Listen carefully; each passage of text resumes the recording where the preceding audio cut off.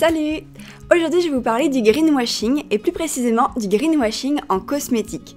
C'est un sujet dont on entend de plus en plus parler et j'avais envie de vous faire une petite vidéo là-dessus pour vous expliquer ce qu'est le greenwashing et vous donner également des petits conseils sur comment le déceler et ne pas se faire avoir puisque moi-même je me suis fait avoir dans le passé et c'est un sujet qui me, je vais pas dire qui me révolte parce qu'on n'en est pas jusqu'on n'est pas arrivé là, mais c'est vrai que c'est un sujet qui m'énerve en fait de voir autant de marques abuser du greenwashing et de savoir qu'il y a autant de consommateurs qui se font avoir, donc j'avais envie de contribuer un petit peu à ma façon à vous expliquer ce que c'est et comment ne pas se faire avoir. Avant de rentrer un peu plus dans le vif du sujet, n'oubliez pas de vous abonner à ma chaîne et si c'est déjà fait, à mettre un petit pouce bleu à la vidéo. Maintenant que ça c'est dit, c'est parti pour vous expliquer ce qu'est le greenwashing. Et je vais commencer avec une définition, puisque c'est quand même important de vous donner une définition un peu plus officielle, puisque j'ai fait pas mal de recherches pour essayer d'en écrire une qui soit la plus complète possible et la plus simple. Donc du coup, le greenwashing, qui est aussi appelé éco-blanchiment en français, c'est quand même mieux greenwashing, c'est une expression désignant un procédé marketing qui a pour but de donner une image écologique responsable. La plupart du temps, l'argent est davantage investi en publicité que pour de réelles actions en faveur de l'environnement. Donc le mot greenwashing vient de la contraction entre green, qui veut dire vert en anglais, et brainwashing, qui veut dire lavage de cerveau, qui est du coup un procédé marketing qui a pour but d'associer une image écologique et responsable à un produit ou une marque qui est loin d'être verte. Il faut savoir que la majorité des cosmétiques contiennent des produits nocifs et pour la santé et pour l'environnement. Il y a de plus en plus de communication là-dessus et de plus en plus de personnes sont au courant qu'il y a de mauvais ingrédients dans les produits cosmétiques. Du coup, de plus en plus de personnes sont attirées vers des produits naturels, des produits bio, des produits écologiques, mais ne savent pas forcément faire la part des choses. Et les marques l'ont bien comprise et du coup surfent sur cette vague de naturel, de bio ou d'écologique dont tout le monde entend parler.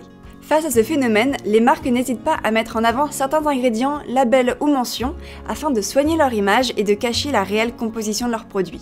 D'un point de vue économique, il est plus intéressant pour une marque d'investir dans une bonne campagne de pub avec des petits messages subtilement mensongers en jouant sur des non-dits ou sur certains vocabulaires plutôt que de développer de vraies innovations en termes de formulation cosmétique et d'avoir des produits qui sont vraiment bons.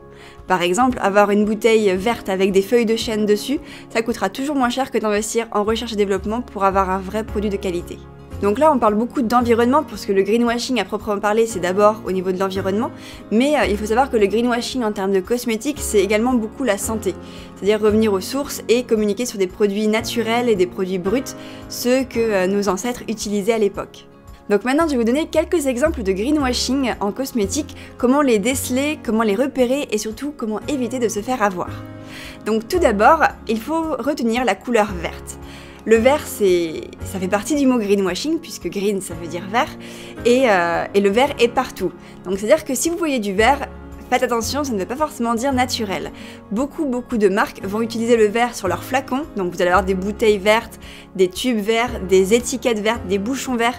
N'importe où vous verrez du vert, il y aura un petit peu de greenwashing. Enfin, pas n'importe où, pas partout, mais à beaucoup d'endroits, les marques vont utiliser la couleur verte pour faire une connotation naturelle qui n'est pas du tout réelle. Donc du coup, si vous voyez du vert, faites attention. Un deuxième élément très visuel, ça va être de voir des végétaux sur les packaging. Il est bien entendu très facile de mettre quelques petites feuilles par-ci par-là, une fleur ici, un autre végétal là, pour faire penser que le produit contient ce végétal, mais ne vous faites pas avoir, la majorité du temps, vous n'allez pas avoir ce produit en grande quantité. Pour continuer, un autre élément qui est très utilisé et qui pourtant est complètement faux et mensonger, ce sont les faux labels. Vous allez avoir de nombreuses marques qui vont utiliser des copies un petit peu détournées, un petit peu comme des... comment on dit déjà ? Un petit peu comme de la contrefaçon, où vous allez avoir des marques qui vont faire des faux logos bio ou des faux logos de certification pour vous faire croire que le produit il est certifié, qu'il est naturel, qu'il est bio, alors qu'en réalité pas du tout. Quand vous voyez un ovale avec écrit 100% naturel, ou même juste naturel, ou même si c'est écrit bio, ça ne veut pas dire que le produit est certifié. Il faut vraiment connaître les labels de certification pour les repérer et savoir déceler quand les labels qu'on vous montre sont faux ou pas. Je vais vous mettre sur le petit écran là quelques exemples de logos très populaires en Europe, des logos que vous allez retrouver de manière assez populaire Et donc du coup c'est cela qu'il faut repérer pour pouvoir savoir si le produit est certifié ou non bio. Donc vous allez avoir des exemples comme par exemple Cosmebio pour la cosmétique bio, EcoCert, BDIH, ou BDHI, non, BDIH, Natrou et encore bien d'autres. Donc du coup ceux-là sont les vrais labels et il faut faire très attention. Une marque qui m'a vraiment choquée, c'est la marque Nectar of Nature, qui est une marque de distributeur de la marque Carrefour, donc c'est leur gamme de cosmétiques qu'ils ont lancée il y a quelques années. Et c'est vrai que c'est un nom Nectar of Nature, donc nectar de nature, qui sonne quand même très nature et très naturel. Et ils ont créé un logo, un label, qui en fait c'est écrit bio en vert, avec un petit ovale, et c'est flagué bio. Sur leur site, ils écrivent que c'est leur gamme bio, mais alors le produit n'est absolument pas certifié, il contient des mauvais ingrédients. Et j'ai été vraiment outrée quand j'ai découvert ça. C'est-à-dire que, autant je savais que la marque n'était pas bio, et voilà, et je savais déjà que le nom Nectar of Nature faisait penser, mais n'était pas, voilà, ça restait juste un nom.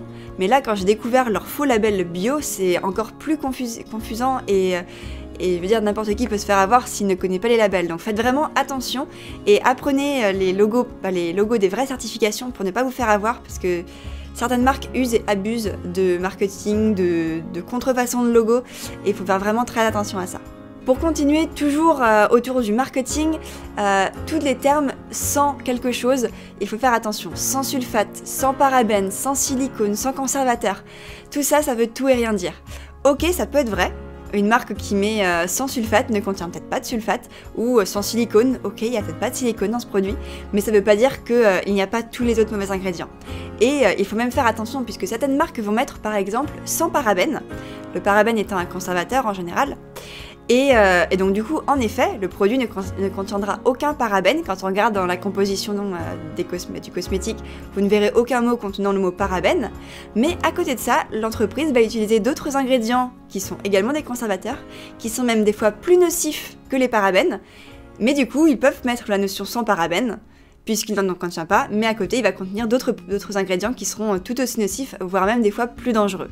Ensuite, bien entendu, faire attention à tous les mots type végétal, bio, naturel. Ce ne sont pas des mots certifiés, ça veut tout et rien dire. Moi, je peux revendiquer que mon pull il est 100% naturel, ça veut rien dire. Ok, il est fait à partir de laine, et que la laine c'est l'animal et machin, c'est naturel. Ouais, mais ça veut rien dire, c'est pas une certification ni rien. Donc faites vraiment attention à tous les mots, tout le vocabulaire que vous pouvez retrouver, qui est là pour vous faire croire à des choses et qui ne sont en général pas la réalité. Vous allez aussi avoir des noms de marques ou des noms de produits ou de gammes qui vont vous faire penser à la nature. Donc je pensais tout à l'heure à l'exemple de Nectar of Nature qui vous fait clairement penser à un produit naturel. Mais il y en a plein d'autres des marques qui du coup vous font penser à ça et en fait non, contiennent des fois le mot bio dedans. Vous allez avoir par exemple des marques, il y en a une qui s'appelle Biofa si je me trompe pas. Je crois que c'est les laboratoires Biofa. Biofa est un laboratoire en fait qui produit différents types de produits. Forcément, notamment différentes marques. Vous allez avoir des marques bio et vous allez avoir des marques non bio. Et notamment, moi je me suis déjà fait avoir plusieurs fois. J'ai acheté un déodorant de la marque Biofa, en disant bon bah Biofa c'est le laboratoire Biofa, donc je sais qu'ils font des produits bio, Biofa il y a le mot bio. Et en fait, il n'en était rien du tout, le produit, la composition était moyenne, il n'était pas certifié bio et je me suis bien fait avoir. Donc faites attention, même si vous voyez les mots bio ou des mots naturels ou des noms de marques, ça veut vraiment tout et rien dire. Et pareil au niveau des slogans. Par exemple, le slogan de la marque Yves Rocher, c'est créateur de cosmétiques végétales. Cosmétiques végétales, ça sonne vraiment nature. Et pourtant, les produits de la marque Yves Rocher contiennent souvent de mauvais ingrédients et ne sont pas faits que à base de plantes. Donc il faut faire attention aussi à ce niveau-là. Vous allez aussi avoir la mise en avant d'ingrédients, des ingrédients naturels qui sont en effet dans le produit, mais qui vont être en quantité ridicule. Par exemple, vous allez avoir des produits où ça va être écrit à la sauge bio et à la noisette. J'ai déjà vu des produits, voilà. Et en réalité, la sauge bio, vous allez en avoir 0,001%. Et la noisette, vous en aurez juste de l'huile de noisette qui aura été après comment on dit déjà ? Oh, j'ai oublié les mots, mais en tout cas, elle aura été transformée chimiquement plein de fois, ce qui fait qu'au final, on aura une huile qui viendra à l'origine de la noisette, mais qui aura été tellement transformée que ça n'en sera plus du tout. Et pourtant, la marque peut encore mettre à base de sauge et de noisettes, alors qu'en réalité, le produit n'en contient quasiment pas. Donc c'est pas parce que vous voyez un gros ingrédient végétal sur le dessus du packaging et qu'on vous dit que c'est à cet ingrédient que le produit en contient beaucoup. Donc là encore, c'est du greenwashing. Un dernier élément qui est plus orienté valeur, éthique ou écologique, mais qui est tout autant du greenwashing et ça concerne également les cosmétiques, ça va être tout ce qui sera action pour l'environnement, association. Par exemple, quand vous allez avoir des marques qui vous disent « En achetant ce produit, nous reversons 1% à l'association machin » ou « En achetant ce produit, vous contribuez à sauver la planète » ou tout ce genre de choses. Faites attention également. Ils font ça pour vous donner bonne conscience et que vous vous disiez en achetant « Ah, c'est cool, j'achète un produit qui est bon pour la planète, machin ». Sauf qu'en réalité, peut-être que l'entreprise donne de l'argent à cette association, mais à côté de ça, le produit que vous achetez va lui polluer l'environnement. Donc, faut voir ce que vous voulez faire, mais vaut mieux qu'à la base le produit ne pollue pas pour qu'on n'ait pas besoin d'une association qui protège derrière l'environnement. Donc faites attention à tous ces termes, vraiment tout ça, ça va dans le même objectif, vous faire croire qu'il y a du naturel, que vous faites des actions qui sont bonnes pour l'environnement ou que le produit est bon pour votre santé, alors qu'en réalité, pas du tout. Du coup, comment éviter de se faire avoir? Voilà, il n'y a pas 36 façons. La première, ça va être de connaître tous les labels, ou en tout cas les principaux. Donc je vous remets la liste de tous les labels, les principaux labels que vous pouvez retrouver sur la cosmétique bio, notamment en Europe, parce que bon, on en a dans tous les pays, mais surtout en Europe, on a beaucoup de labels français et allemands notamment. Donc c'est les logos de labels qu'il faut retenir, c'est vraiment ceux-là qui sont vrais.